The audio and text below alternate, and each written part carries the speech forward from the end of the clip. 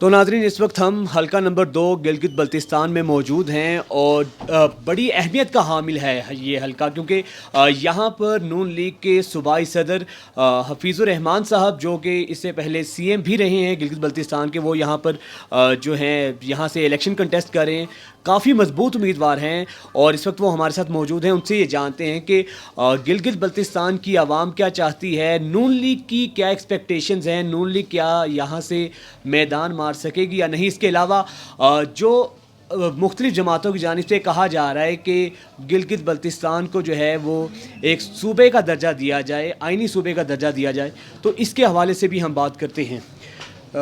کیا چل سر، ٹھیک ٹھاک ہے؟ خیریت؟ جی الحمدللہ، دعا شکر، خوش آمدید آپ کو۔ بہت شکریہ۔ اچھا سر، یہ بتائیے گا کہ سب سے پہلے تو جو 15 نومبر کو الیکشن ہونے جا رہا ہے، نون لیگ کتنی سیٹیں نکال سکتی ہے اور آپ کی خود اپنے حلقے میں کیا پوزیشن ہے اس وقت؟ بسم اللہ الرحمن الرحیم۔ اگر الیکشن ہو تو مسلم لیگ نون جو ہے وہ انشاءاللہ تعالیٰ سادہ اکثریت کے ساتھ جیتنے کی پوزیشن میں ہے۔ پچھلے الیکشن میں بھی 2/3 میجورٹی سے ہم جیتے تھے۔ ہم نے 5 سال میں ڈیلیوری دی ہے، امن دیا ہے، ترقی دی ہے، اپنے وعدوں کو نبھایا ہے۔ اب یہ الیکشن تو نہیں ہو رہا، اس کو آپ الیکشن کہتے ہیں؟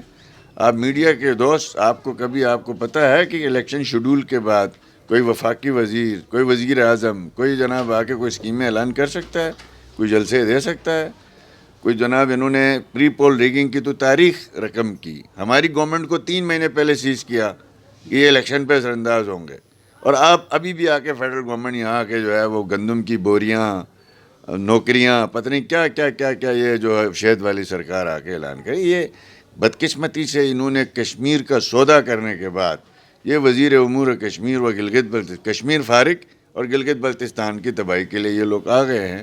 تو اگر یہاں پہ فری اینڈ فیئر الیکشن ہو گئے تو دعوے سے ہم کہہ سکتے ہیں الحمدللہ، اور جو ہوتے ہوئے نظر نہیں آ رہے اب تک کے اقدامات جو ہے، الیکشن کو پاس پون کرنا، قبل اس وقت گورنمنٹ کو سیز کر دینا، مرضی کی نگران حکومت بٹھا دینا، اور اس کے بعد الیکشن شیڈول دے کے الیکشن شیڈول کو واپس لے لینا، پھر لوگوں کو زبردستی پارٹیاں تبدیل کروا دینا، اس سب کے باوجود ضابطہ اخلاق بنا کے الیکشن ایکٹ 2017 جو فیڈرل گورنمنٹ کا ایکسٹینڈڈ ایکٹ ہے وہ اے پی سی کے تھرو یہاں پہ نافذ کیا گیا۔ پرائم منسٹر آفس اور تمام کو لیٹر گیا کہ الیکشن شیڈول کے بعد کوئی وفاقی وزیر یہاں نہ آئے۔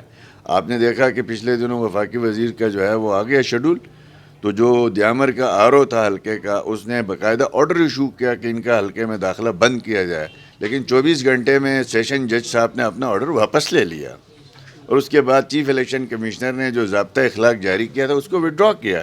اس وقت الیکشن نہیں، ایک فساد کی طرف بڑھا جا رہا ہے جی بی کو، جس کو ہم نے اپنے خون دے کے، اپنی رات دن محنت کر کے اس کو ترقی کی طرف لے کے گئے، پرامن گلگت بلتستان دیا تھا۔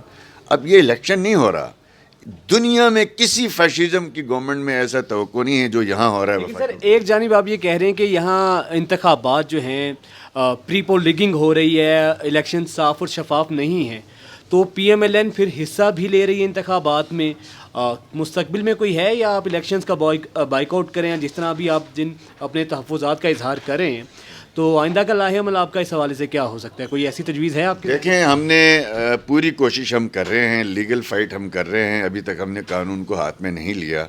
ابھی بدقسمتی سے ہمارے پاس اپنی بات پہنچانے کے لیے کوئی ذریعہ نہیں رہا۔ میں نے کل سپریم اپیلیٹ کورٹ اور چیف کورٹ سے بھی اپیل کی ہے کہ بھئی آپ نوٹس لیں۔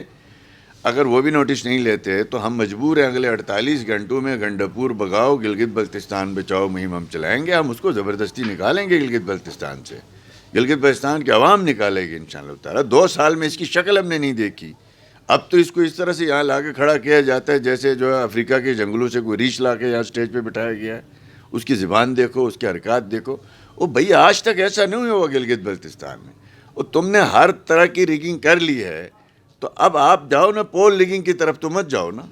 اب اس وقت لوگ چارج ہیں، ہر پارٹی کے لوگ چارج ہیں، کون برداشت کرے گا اس کو؟ ہم تو سمجھتے ہیں کہ ہم اگر میدان نہیں چھوڑیں گے، میدان آخری صورت تک ہم لڑیں گے۔ یہ حل نہیں ہوتا کہ ہم الیکشن بائیکاٹ کر دیں، ہم ان کو ایکسپوز کریں گے، ہم ان کو ننگا کریں گے۔ اگر اس کے باوجود یہ باز نہیں آیا تو یہ جو بھی اسمبلی بنے گی یہ پھر سال ڈیڑھ سال کے اندر جو ہے وہ اپنی متنازع حیثیت کی وجہ سے ختم ہو جائے گی. اچھا، ایک عبوری صوبے کی بڑی باز گشت ہمیں سنائی دے رہی ہے کہ گلگت بلتستان کو عبوری صوبے کا درجہ دیا جائے، تو P M L N Gilgit Baltistan کا اس پہ کیا اسٹانس ہے؟ P M L N Gilgit Baltistan وہ حکومت ہے جس نے صوبائی سٹیٹس آلریڈی دیا ہے گلگت بلتستان کو. آج گلگت بلتستان کے چیف منسٹر کے پاس وہ اختیارات ہیں جو باقی صوبوں کے چیف منسٹر کے پاس ہیں. ہماری اسمبلی کے پاس وہ لیجسلیشن کے اختیارات ہیں جو چاروں صوبائی اسمبلیوں میں ہیں. یہ اختیار 2018 میں نواز شریف صاحب کے گورنمنٹ نے الحمدللہ ڈیوالو کیا جی بی کو. اب اس کو آئینی طور پہ بنانے کی بات ہے تو سرتاج عزیز رپورٹ جو ہے بنانے والی کمیٹی فیڈرل گورنمنٹ کی، میں اس کمیٹی کا سیکریٹری ہوں، بلکہ میں سیکریٹری تھا اس کمیٹی کا. اس میں یہ تجویز دی گئی تھی، اس میں ہمارا سائن موجود ہے. اس میں آئین کے 3 آرٹیکلز میں 2/3 میجورٹی کے ساتھ ترمیم کرنی ہے پاکستان کے آئین میں، اور جب تک اس میں ترمیم نہیں ہوگی تب تک گلگت بلتستان کو آپ اسپیشل پروویژنل صوبہ نہیں بنا سکتے، آئینی صوبہ نہیں بن سکتا. انتظامی